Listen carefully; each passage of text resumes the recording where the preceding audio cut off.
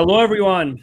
My name is Tim Mikelashvili, and thank you for joining our celebration as we kick off the 5th Annual Medical Innovation Olympics. Today, you're going to hear from a man who was once told that he could no longer compete because of his condition, type 1 diabetes. And not only, he recently lost all the 10 medals that he had. 5-time gold medalist swimmer Gary Hall Jr., previous keynote speaker at our event. He is a man of character, a person who fights actively for type 1 diabetes patients, who testified in front of the Congress to talk about very sensitive issues and support patients. Not only train many of his competitors, which wasn't necessarily a very much accepted in a very competitive, intense environment, even with the Olympic Committee. And so we are going to talk to him, see about his latest journey, adventure that he's gone through. Afterwards, we will also hear from our healthcare champion, David Mead, our 2025 Medical Innovation Olympics gold medalist. You're going to learn about this event, why you need to join, who's eligible, the format, the rules, how we're replicating the Olympic format, where you can also go, the website, medicalinnovationolympics.com, which is now live. Please feel free to let us know where you're watching from or listening in. So don't be shy. Comment. I know we have a global audience. We have Olympians among our audience as well who are joining. And so I had to welcome you with some music, Gary. Great to see you here. It's great to be here. Thanks for having me back. Yeah, absolutely. Absolutely. Well, why don't we start? And I want to ask you if you can describe the meaning of the 10 medals that you were recently awarded by the IOC. And what is their meaning? These are ones that you lost and because of the LA fires. But what is their meaning compared to the original 10 gold medals? Take us through the journey you've been through over the last few years. Thank you. I think to put some perspective on the meaning of the replica medals that were presented to me by the International Olympic Committee, I need to take a step back and address the fire that took the original medals from me. I lived as a resident in Pacific Palisades and lost my home, my business, and all worldly possessions on January 7th, 2025. And did not have much time to escape. I got out with the shirt on my back, my dog, some insulin for my diabetes, and a couple items. That was it. Not enough time to get to the bedroom where the medals were kept. So it has been a topsy-turvy year. The community that was lost, there were 7,000 homes and structures burned in Pacific Palisades alone. And having learned to swim school, I knew many of them, knew hundreds of families, taught their children how to swim, had a very personal relationship with these children and the parents. And all of that in an instant, in the matter of days, disappeared. And nothing remains. So devastation it doesn't begin to cover it. It's a word. Devastation is a word. But when you see the reality of what took place and the amount of loss, it is impossible for someone that hasn't experienced something similar, not many have, a disaster of that magnitude, that really makes it difficult to convey how low that low is and the fallout and the aftermath. for losing my home, business, and everything. $23,000 in FEMA support was was there. The safety net that we all like to believe is there for us. Should something like this happen, it's pretty frail, and it doesn't get you far. All of the fundraisers that took place to help these families with kids. Not a dollar, not a single family of those hundreds that I've remained in contact with. None of them have received anything of that. The NGBs and nonprofits that direct these funds. And doesn't seem to be any accountability. So a lot of hope is dashed, as an understatement, through this fallout and aftermath.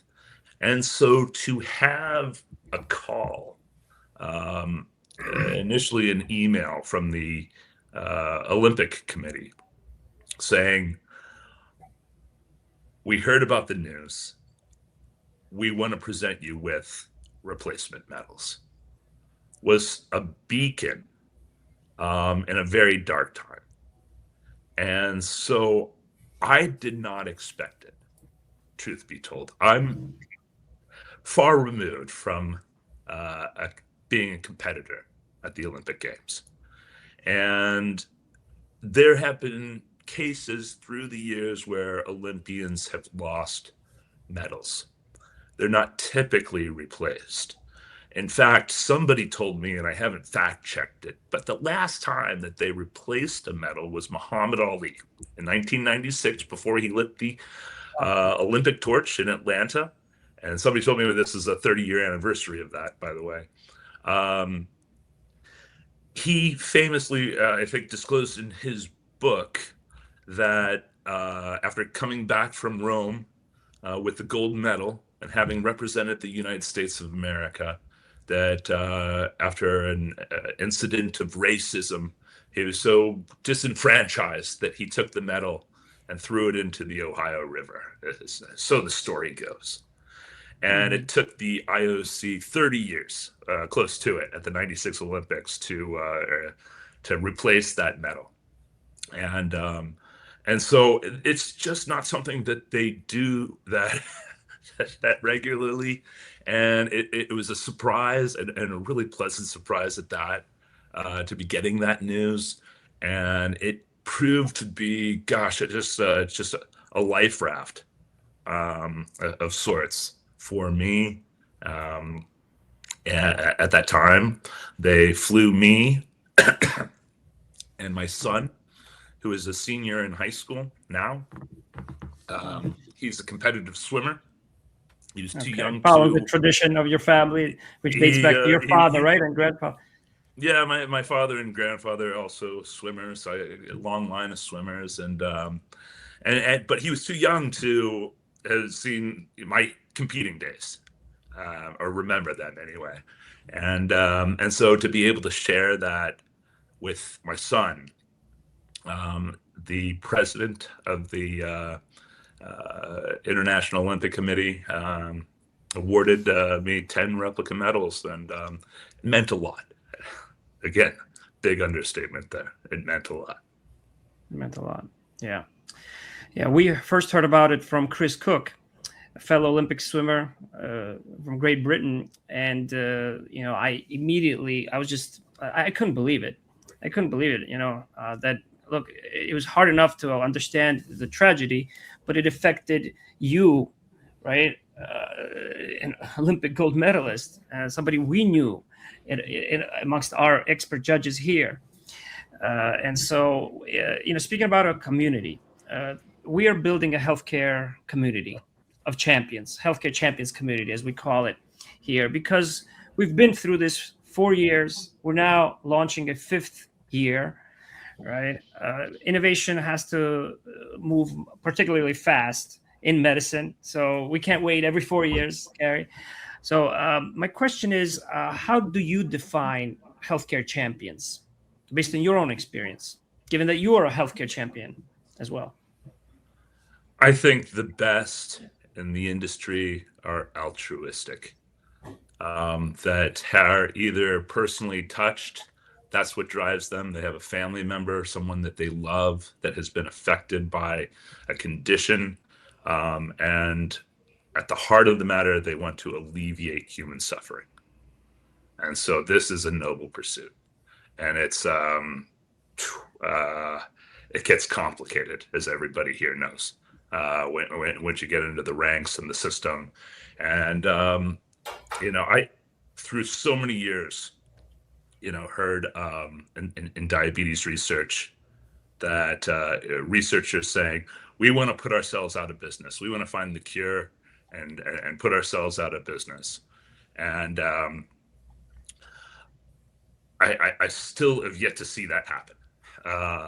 And so on the tech side, all these coders and programmers have built an AI machine that is displacing them. That's kind of the promise of that researcher who says, I want to put myself out of work. And ultimately, there's tremendous sacrifice in that. And so I really like the people who are opening up a conversation about how do we realign incentives in this space so that people are able to and rewarded for delivering on that promise of wanting to put themselves out of work.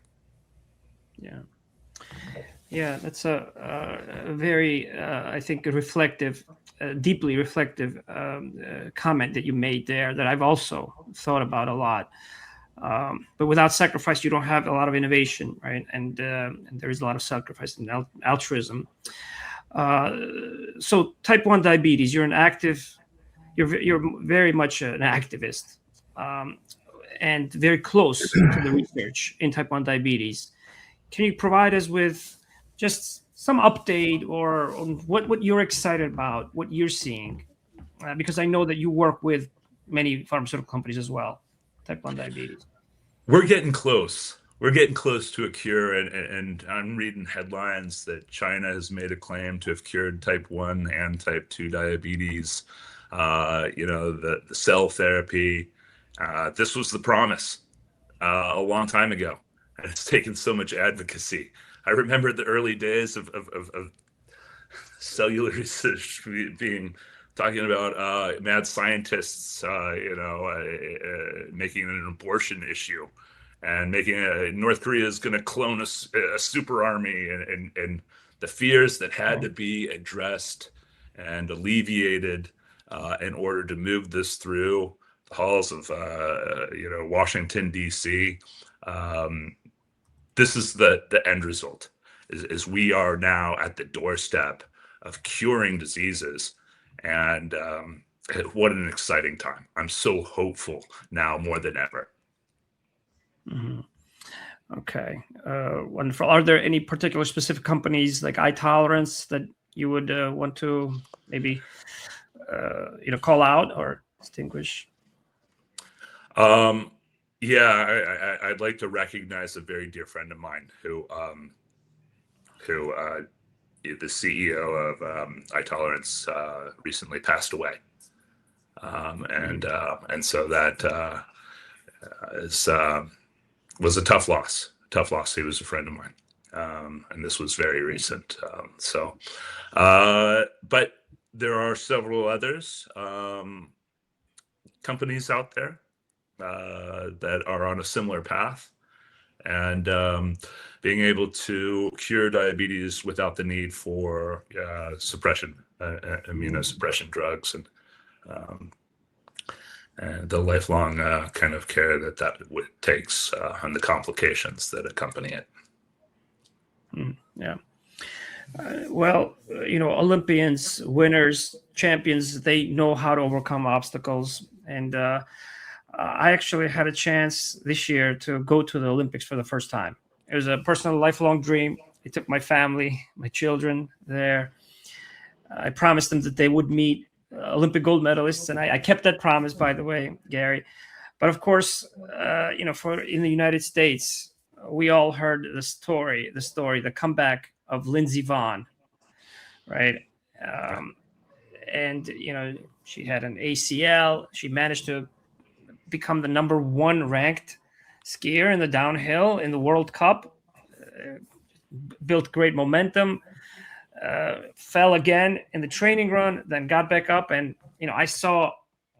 I remember those emotions just of even like of seeing her and that number 13 on her, the bib, and I just had like this inkling, this one thought that, oh, number 13. I was just praying in my mind, not even being a big downhill fan, and I'm a huge fan of sports, but what do you make of Lindsay Vonn's comeback and attempt, and what were some of your highlights from this most recent Olympics in Milan? Well, Lindsay Vonn is an incredible example of that never say die mentality that took her to the top.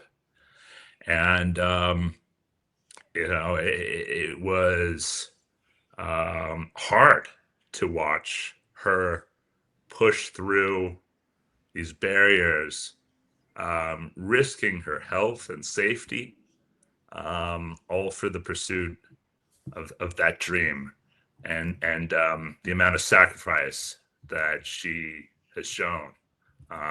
It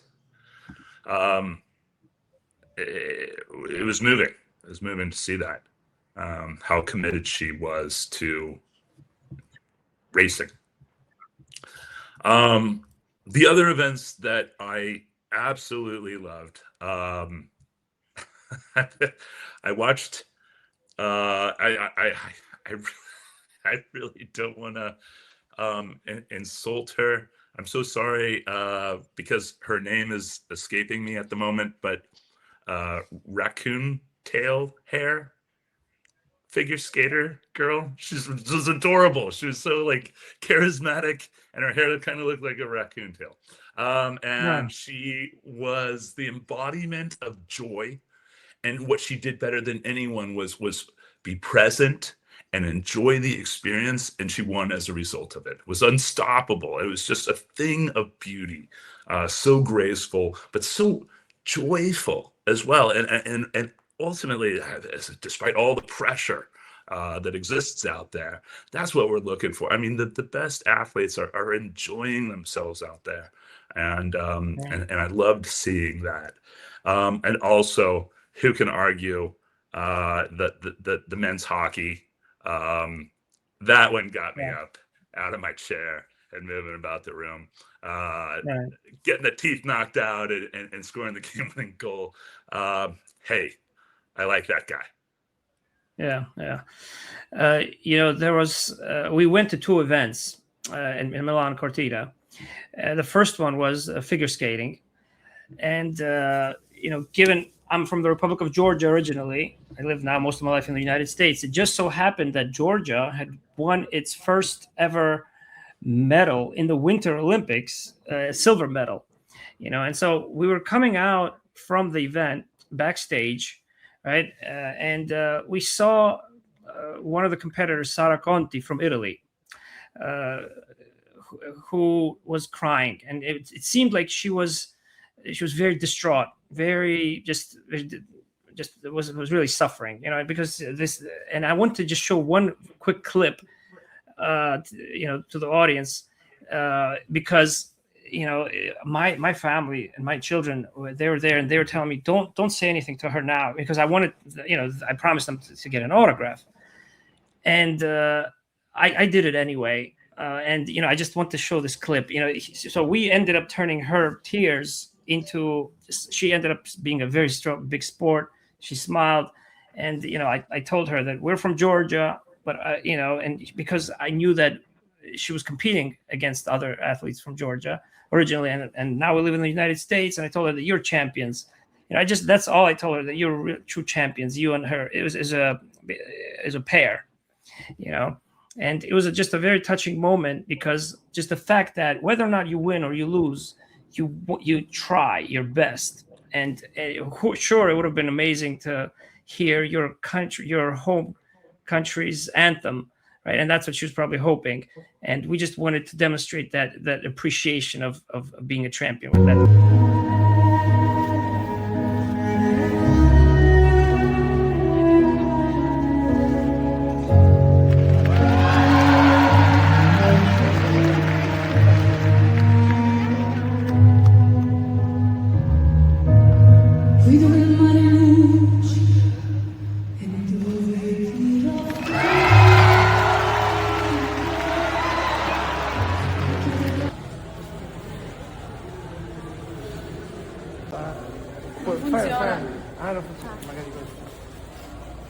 poi Caruso, poi il programma avete fatto, siete proprio campioni. Grazie. I just wanted to bring that to life, that one moment, which to me really remained to this day. Well, I want to make sure that others also get a chance to ask some questions. We're getting some comments here. Okay, Alyssa Liu. There we go. There's the answer, Gary, from Charles Legg, our investor and one of our expert judges. Thank you. So, Alyssa Liu. Yes. So before we move on to questions from others, also, I want you to tell us about a new adventure that you're embarking on now that you must be very excited about, and that's Anchorline Sports. I know you're CEO of Anchorline Sports.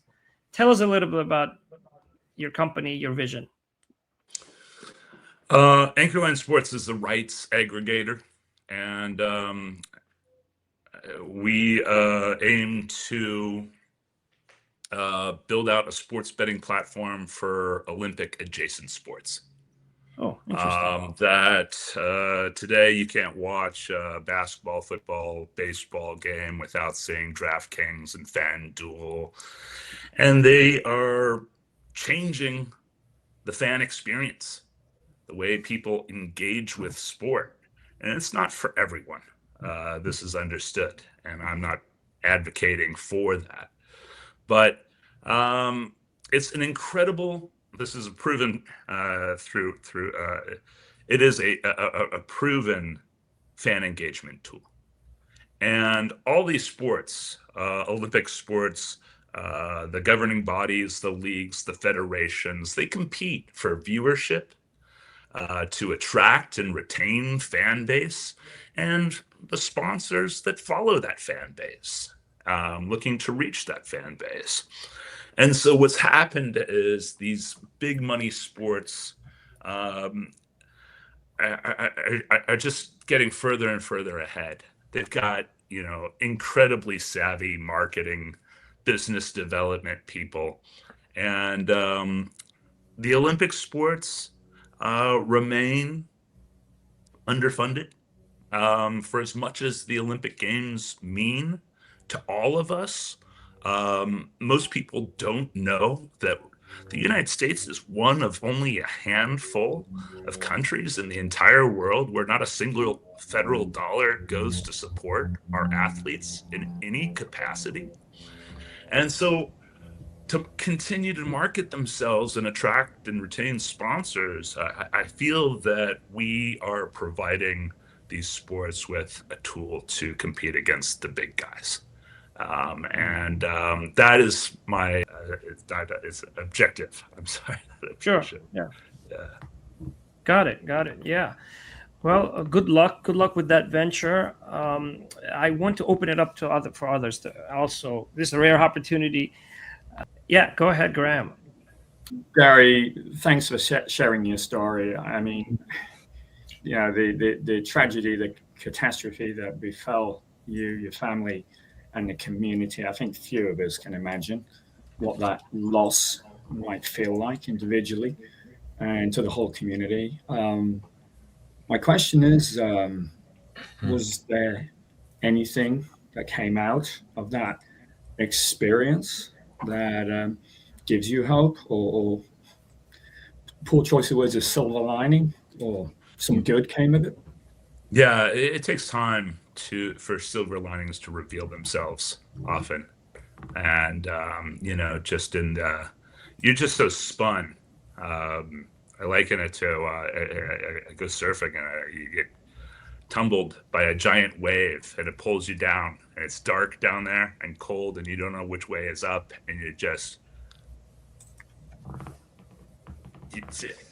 striving and not really getting anywhere, and then eventually you find your way to the surface and come up for air. And there was definitely that experience coming out of that. Yes, there have been some very the vision of Anchorland Sports was seared. This vision seared into my brain immediately after the fire, and I knew that this was my path. and I have pursued this with the same vigor that I chased Olympic gold medals. And this is an obsessive pursuit. And this is a do or die situation for me. I have everything into this pursuit, and I'm feeling confident enough at this point to be talking about it publicly. So there's going to be a big announcement coming. But I don't think that I would have had that same drive, right? The same fire in my belly. Like I left that fire with a little piece of it inside of me. Yeah. Right. And yeah, I just, the only thing that I can compare this drive to is when I was chasing the Olympic gold. Yeah. Yeah. Wow. What a, great, comparison there. And which you won, those gold medals you won collectively by a margin of 0.01 seconds. Right. And as you often mentioned last time you were at our event. So that's right. Yeah. Close calls. Yeah. So we have a few comments here, Gary, from Heath Green. I just want to recognize everyone. Heath Green. So he's a friend of the event as well, marketing leader. And Chris Beamon right here with us. Yes, Alyssa Leo, he helped. And so, there's lots of connections. So please feel free to connect with Chris. Very kind to offer. Thank you. Yeah, I'd be happy to help. Yep, and thanks, Chris. Greg Mikalski also actually has a question, Gary, before we wrap up and move on to talk about the event this year. So he asks about what parallels you see from building championship teams and healthcare innovation companies. Yeah, there are similarities. And I've weaved in and out of questioning through the years, lots of public speaking. What are those overlaps really? What does a defensive lineman have to say that can really relate to the day-to-day sales job of a call center employee or something like that? But truth be told, I think that there are real parallels. And so the team is most important, and the team is a reflection of its leadership.